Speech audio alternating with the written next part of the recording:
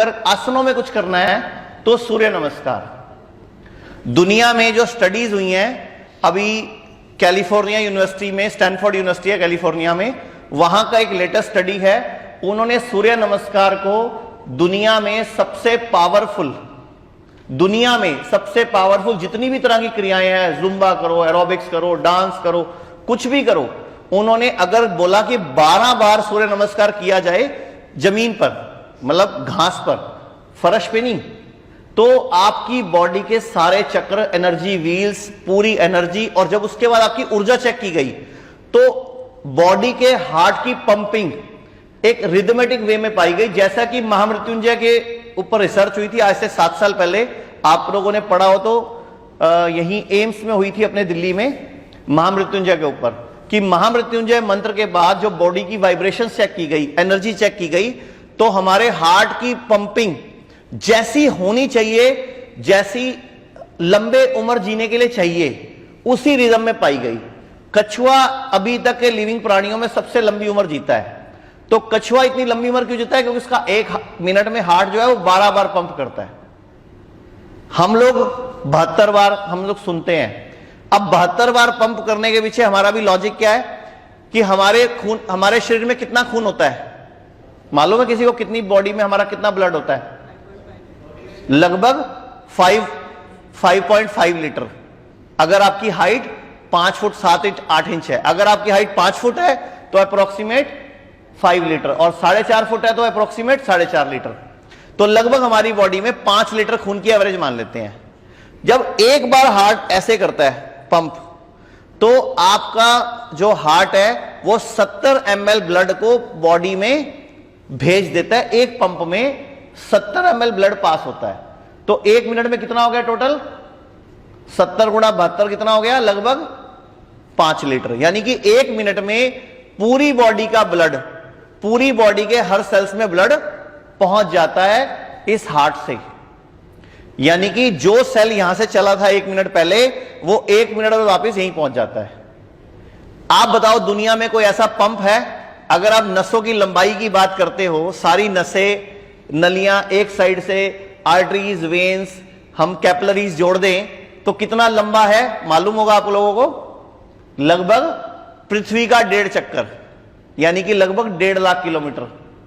पूरा इतना बड़ा हमारी बॉडी की आर्टरीज, वेन्स, कैपिलरीज, इनको जोड़ दे तो सोचो इतना ब्लड हार्ट के अंदर से गुजरता है 1 मिनट के अंदर। अब ये एक हार्ट है जो आपको मालूम है। दूसरा हार्ट का है बॉडी में? एक हार्ट ये मालूम है ना आपको, दूसरा हार्ट का है? आपकी बॉडी में बहुत सारे हार्ट है छोटे छोटे, लेकिन सबसे बड़ा दूसरा हार्ट कहां है? कौन बताएगा?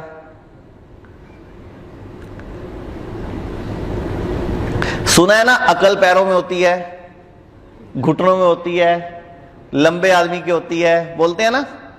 क्यों बोलते हैं? कुछ आइडिया लगा अब इससे? हाँ, पिंडली में।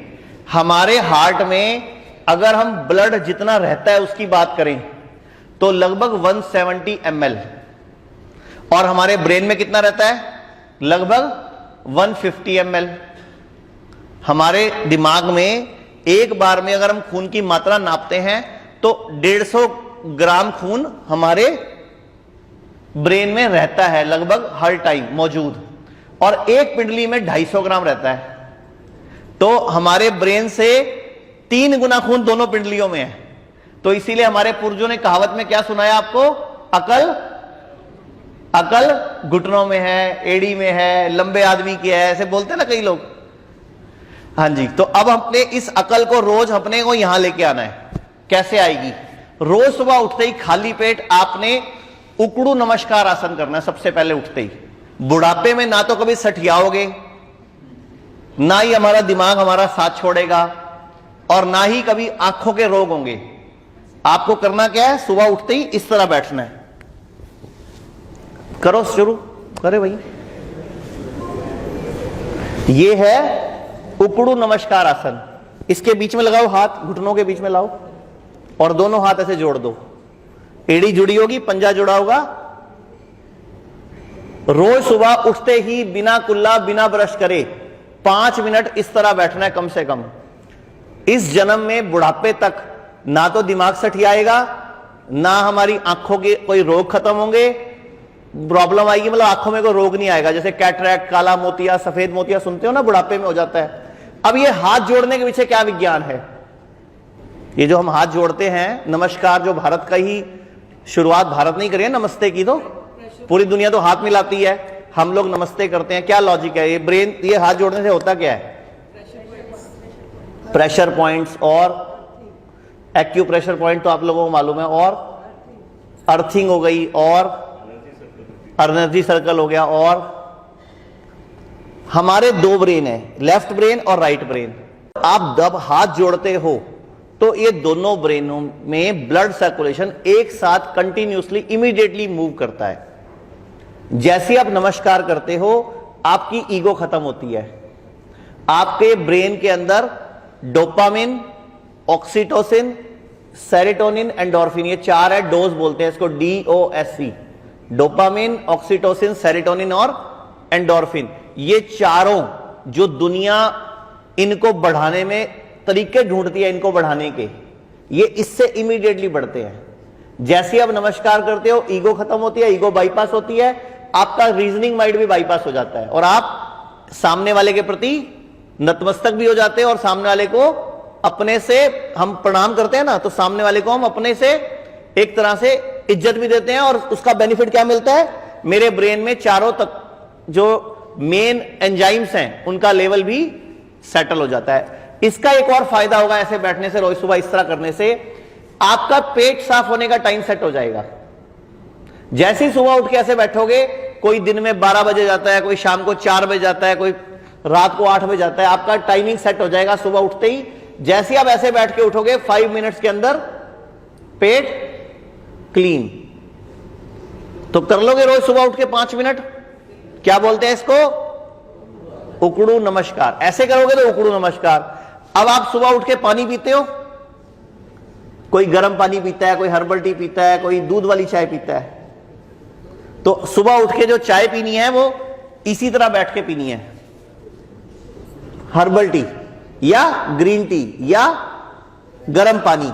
और जब भी खाना खाते हैं, अगर आप खाना खाने के बाद वज्रासन में बैठना शुरू कर दो सिर्फ 5 मिनट के लिए, तो एसिडिटी आपकी जिंदगी से उसी दिन खत्म हो जाएगी।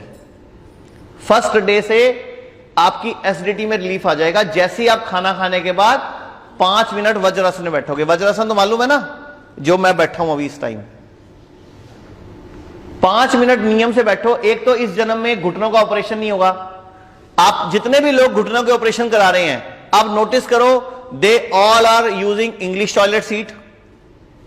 वज्रासन में बैठना छूट चुका है, चौकड़ी लगती नहीं, तो घुटनों का ऑपरेशन कराना पड़ता है। अगर हम चाहते हैं हमारा कभी घुटने का ऑपरेशन ना हो, कभी हमारे घुटने खराब ना हो, तो खाना खाने वज्रासन और रोज सुबह 5 मिनट उकड़ू नमस्कार, ये 2 काम कर लिए तो इस जन्म में घुटनों ऑर्थोपेडिशियन के पास तो नहीं जाना पड़ेगा।